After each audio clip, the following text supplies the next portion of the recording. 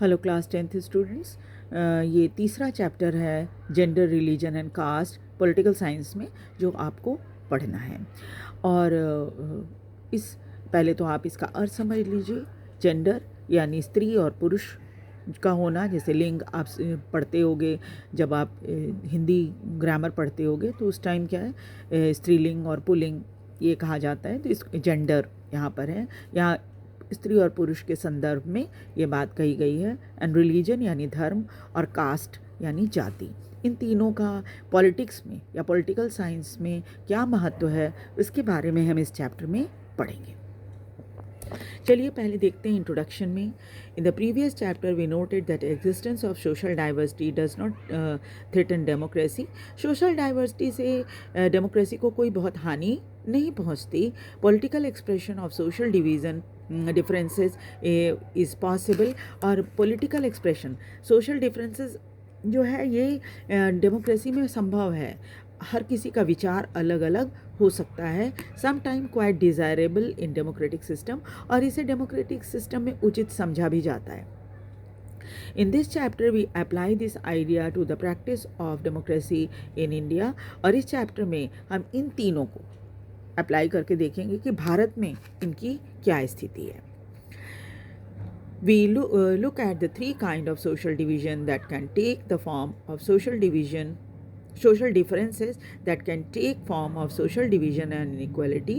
और इसकी वजह से समाज में भी विभाजन हुआ है और क्या असमानता है, इसके बारे में भी जानेंगे। These are social differences based on gender। और ये तीन चीज़ें जो हम जिसके बारे में हम सोशल डिवीज़न और इक्वलिटी से संबंधित बातें करेंगे वो है जेंडर, रिलीजन और cast. In each case we look at the nature of this division in India।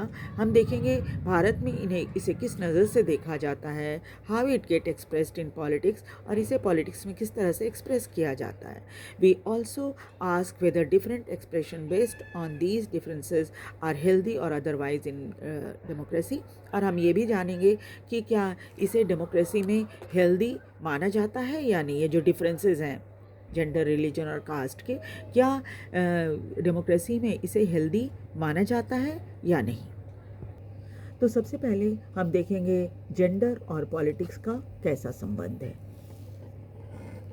Let us begin with gender division. सबसे पहले हम जेंडर डिवीज़न करेंगे के बारे में पढ़ेंगे, क्योंकि हम देखते हैं कि समाज में आधी आबादी पुरुषों की है और लगभग आधी आबादी महिलाओं की है। तो ये टॉपिक ज़्यादा इम्पॉर्टेंट है, इसलिए सबसे पहले हम इसके बारे में पढ़ेंगे। This is the form of hierarchical social division seen everywhere. ये एक श्रेणीबद्ध तरीके से सामाजिक जो डिवीज़न है उसको देखा जाता है और हर जगह ये देखा जाता है। But is rarely expressed in study of politics. लेकिन शायद ही कभी इसे पॉलिटिक्स में रिकॉग्नाइज किया गया। The gender division tend to be understood as natural and unchangeable. क्योंकि जेंडर डिवीज़न जो हमारे समाज में है इसको एकदम बिल्कुल ही स्वाभाविक और इसको बदला नहीं जा सकता ऐसा माना जाता है। However, it is not based on biology।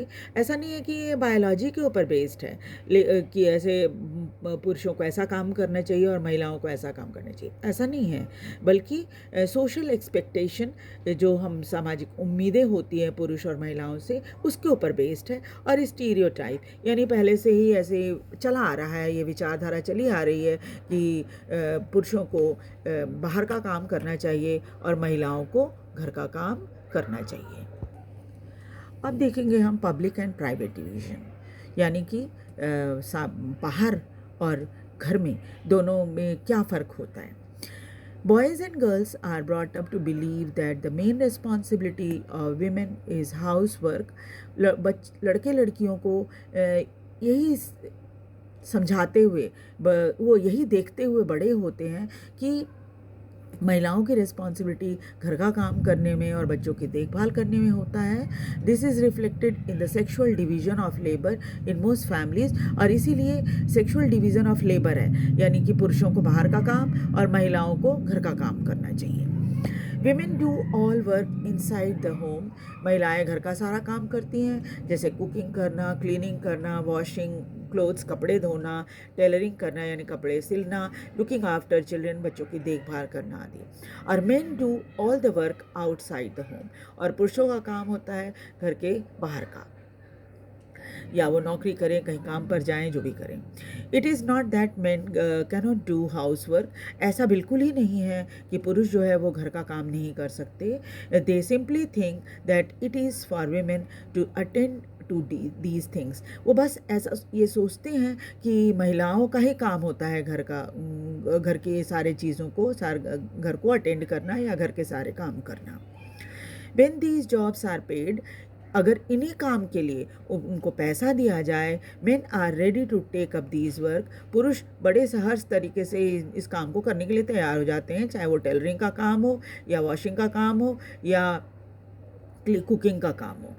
Most of the tailor और cooks in hotels are men, आपने देखा ही होगा ज़्यादातर टेलर जो होते हैं वो पुरुष ही होते हैं, और बड़े बड़े होटलों में भी जितने कुक होते हैं वो पुरुष होते हैं।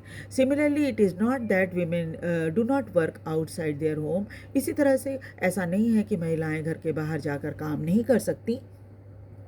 In villages women fetch water, collect fuel and work in the field, गाँव में भी महिलाएं पानी भरने के लिए दूर दूर जाती हैं और जलावन की लकड़ियाँ इकट्ठा करने के लिए जाती हैं गाँव अपने घर से बाहर, और यहाँ तक कि खेतों में जाकर भी काम करती हैं। इन अर्बन एरिया, ये तो गांव का है। अब आप देखिए शहरों में क्या होता है।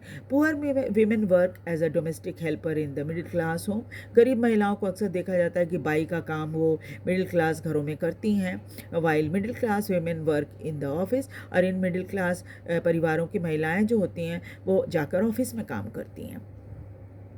In fact, the majority of women do some sort of paid work in addition to domestic labor, और ज़्यादातर महिलाओं को ऐसा देखा जाता है कि घर के काम करने के अलावा भी वो बाहर कमाने का काम करती हैं। But their work is not valued and does not gate recognition, लेकिन उनके इस काम को कोई वैल्यू नहीं दी जाती और न ही उसको किसी तरह की रिकॉग्निशन मिलती है कि भाई देखो ये ऑफिस में भी काम करती हैं और घर का भी काम करती हैं। इस तरह का रिकॉग्निशन महिलाओं को नहीं मिलता है। The result of this division of labor is that although women constitute half of the humanity, इसका परिणाम ये है इस डिवीज़न ऑफ लेबर के कारण कि पुरुष घर बाहर का काम करेंगे, महिलाएं घर का काम करेंगी, और जबकि महिलाओं की आबादी दुनिया में आधी है, आधी पुरुषों की आधी महिलाओं की है। Their role in public life specially in politics is minimal in most society, इसीलिए चूँकि ये कहा गया कि महिलाएं घर का काम करेंगी और पुरुष बाहर का काम करेंगे, इसलिए कम से कम पॉलिटिक्स में तो महिलाओं का योगदान बहुत कम है। Earlier, only men were allowed to participate in public affairs, vote and contest for public offices. पहले क्या था, सिर्फ पुरुषों को ही बाहर निकलने, वोटिंग डालने और इलेक्शन में खड़े होने का अधिकार हुआ करता था। Gradually the gender issue was raised in politics, फिर बाद में पॉलिटिक्स में इस जेंडर इशू को उठाया गया। Women in different part of the world organise and agitated for equal right, और तब दुनिया में हर देश में महिलाओं ने अपने आप को ऑर्गेनाइज किया और बराबर अधिकार के लिए लड़ना शुरू किया या प्रदर्शन या आंदोलन करना शुरू किया। There were agitation in different countries for extension of voting right to women, और बहुत सारी जगहों पे आंदोलन हुए इस बात के लिए कि महिलाओं को भी वोटिंग का अधिकार मिलना चाहिए। These agitation demanded enhancing the political and legal status of women. इसमें यह कहा गया कि भाई आंदोलन में कि भाई ये डिमांड की महिलाओं ने कि उन्हें पॉलिटिकल और लीगल स्टेटस भी मिलना चाहिए, and improve their educational and career opportunity, और उनकी शिक्षा और उनके करियर अपॉर्चुनिटी को भी पहले से ज़्यादा महत्व मिलना चाहिए। More radical women's movement aimed at the equality in personal and family life as well, और बहुत सारी ऐसी महिलाएं जो ये चाहती थी कि भाई पर्सनल और फैमिली लाइफ में भी इक्वालिटी मिले। These movement are called feminist movement, और इन्हें फेमिनिस्ट मूवमेंट कहा गया। इस तरह की मूवमेंट जो हुई सिर्फ महिलाओं के अधिकारों के बारे में बात करने में, इन्हें फेमिनिस्ट मूवमेंट कहा गया। Political expression of gender division and political mobilization on this question help to improve women's role in public life. और इस तरह के जब जेंडर डिवीज़न और पॉलिटिकल मोबिलाइजेशन जब महिलाओं की हुई, तो इन प्रश्न पर फिर क्या, इन प्रश्न के खड़े होने के बाद क्या हुआ, महिलाओं को भी पब्लिक लाइफ में थोड़ा ज़्यादा महत्व दिया जाने लगा, यानी कि महिलाओं की भी जो रोल थी पब्लिक लाइफ में थोड़ी सी सुधर गई। We now find women working as a scientist, doctor, engineers, lawyers, managers, college and university teachers, which were earlier not considered suitable for women. और अब हम देखते हैं कि महिलाएं हर जगह काम करती हैं, वो साइंटिस्ट के रूप में भी काम कर रही हैं, वो doctor, engineer, lawyer, manager, college और यूनिवर्सिटी के टीचर्स, इन सभी पदों पे काम कर रही हैं, और जिसको पहले ऐसा माना जाता था कि ये महिलाओं के लिए सुटेबल नहीं है। In some part of the world, for example, in Scandinavian countries such as Sweden, Norway, Finland, the participation of women in public life is very high. लेकिन ऐसा देखा गया है कि बहुत सारे स्कैंडिनेवियन कंट्री जैसे स्वीडन, नॉर्वे, फिनलैंड, इन सब में महिलाओं का पार्टिसिपेशन जो है पब्लिक लाइफ में बहुत ज़्यादा है। In our country, women still lag much behind men despite some improvement since independence. हालांकि हमारे देश में महिलाएं अभी भी पुरुषों से बहुत पीछे हैं, हालांकि स्वतंत्रता के बाद उनकी स्थिति में थोड़ा सुधार तो हुआ है। Ours is still a male dominated patriarchal society. आज भी हमारा समाज जो है वो पितृ प्रधान माना जाता है, इनमें पुरुष ज़्यादा महत्वपूर्ण होते हैं। Women face disadvantage, discrimination and oppression in various ways. महिलाओं के साथ बहुत तरह की भेदभाव किया जाता है, बुरा बर्ताव भी होता है कई जगह पे, ऐसा देखा गया। कई तरीके हैं इस तरह से महिलाओं के साथ दुर्व्यवहार के। The illiteracy rate among women only 54% compare to 76% among men, और लिटरेसी रेट भी महिलाओं की 54% ही है जबकि पुरुषों की 76% है। तो थोड़ा डाटा में फ़र्क भी हो सकता है, अब पहले से और बेटर हो सकता है कि हुआ हो, लेकिन फिर भी कहने का मतलब ये है कि पुरुषों से अभी भी महिलाएं काफ़ी पीछे हैं। Smaller proportion of girls student go for higher studies, और ये भी देखा गया है कि हायर स्टडीज़ में गर्ल स्टूडेंट की संख्या काफ़ी कम है। When we look at the school result, girl perform as well as boys. जब आप स्कूल के रिज़ल्ट को देखिएगा 10-12 की, तो आप देखेंगे लड़कियां भी उतना ही अच्छा प्रदर्शन करती हैं जितना लड़के करते हैं, if not better in some places. हो सकता है कहीं कहीं पर लड़कों का प्रदर्शन अच्छा हो, लेकिन आजकल तो अक्सर देखा जाता है कि लड़कियों का प्रदर्शन बोर्ड एग्ज़ाम में बहुत अच्छा होता है। But they drop out because parents prefer to spend their resources for the boys' education rather than spending equally on their sons and daughters.